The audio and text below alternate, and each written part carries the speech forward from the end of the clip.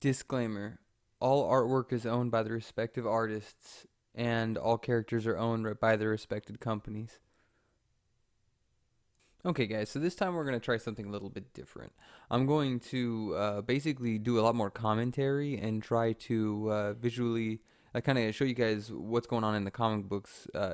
Basically, show you the panels as I'm kind of reading the story because I just feel like I can't give you the entire story unless I do something along those lines.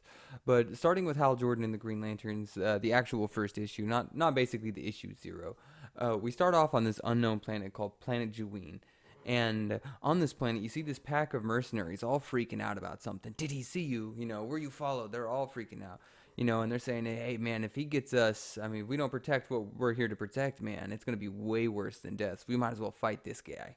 And right as they kind of pull up all their weapons, there's a huge flash of green light, and Hal Jordan tears through the front doors and says, who wants to talk first? And they don't care. They all open up fire on Hal Jordan. And that's exactly what he says. My name's Hal Jordan. We haven't met before, you know. I'm looking for my friends. And sure enough, he's grabbing anyone he can to tell him what's basically been going on with all these missing Green Lanterns. Well, the scene suddenly changes, and then we're suddenly met with the Sinestro corpse, and kind of this inner monologue that's popping off with Sinestro. Sinestro is talking about how, you know, he basically pushed the Yellow Lanterns to kind of get to where they're at. How he kind of took advantage of the absence of the Green Lanterns and kind of basically overtook the whole universe without Hal Jordan and everyone else in his way. But he had kind of realized in the last chapter that there's changes, things are happening again. He feels that his empire is potentially being thwarted here, so he's not going to take any chances. But his old feeble body can't handle basically he can't handle anything anymore since he sacrificed a portion of his body and soul to defeat an undead guardian way back when. And so he walks down to the center of basically Warworld, and there he finds Parallax. Basically, he had bound it to Warworld so it could feed off of its power.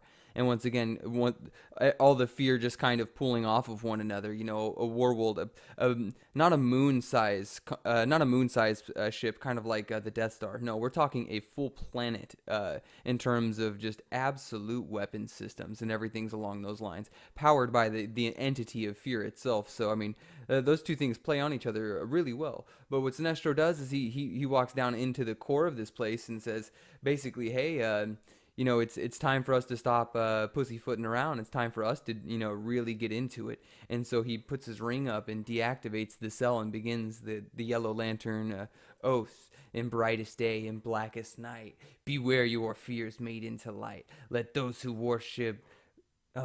try and stop what's right burn like my power, Sinestro's might. And the whole time he's having issues kind of like saying the oath because he's so feeble and so old and so beaten.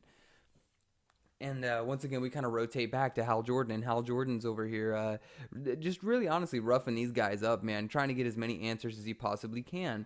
And, I mean, they're basically giving him the run-of-the-mill, we haven't seen them just like everyone else hasn't, because the universe isn't aware of how or what happened to the Green Lanterns. Just one day they weren't there, and the universe is kind of, honestly, a little bit salty about it, because once they were gone, there was no sense of order, and all these criminals looked at that as an advantage more so than anything else. Which is honestly why the Sinestro Corps was needed. But that being said, right in the middle of him basically interrogating these guys, Hal Jordan basically starts to feel unwell. So much so, he can't even maintain his constructs. He falls to the ground and is unsure of what's happening. And the mercenaries immediately turn on him and go to gun him down. And Hal Jordan's eyes glow yellow, and he says, "I can feel it. It's fear." And we rotate back to Warworld. And once we're back on Warworld, you see a lot of animosity, especially from the last few years, kind of built up between Sornik Natu, the daughter of Sinestro, and of course Sinestro's second in command / lover on the side, Lissa Drac. And they always had a lot of built up resentment for each other because Sinestro does value them both to a very high degree. One's his daughter and the other's his lover. But he did always show favor more so with Sornik than Lissa, and she does not like that. But that being said here, this is kind of her moment to gloat and be in the sky because Sinestro basically is gotten back around. He basically took the powers of Parallax, absorbed them into himself, became the host of Parallax, and now is back at full strength. And it's kind of this moment where he stands up in front of everyone and just says, "Silence, man. Hey, here's basically how it is. The Green Lanterns are gone." And you know what? They weren't even worth a damn. We're so much better than them. We're so much greater in every single way. So go forward and cause fear, as basically my order. Go be enforcers of order in the universe. Sinestro's might. And he fires a huge blast in the air, and all the Yellow Lanterns go out to their according sectors, by decree of Sinestro, just to instill fear in the universe. And sure enough, Sinestro says they are necessary.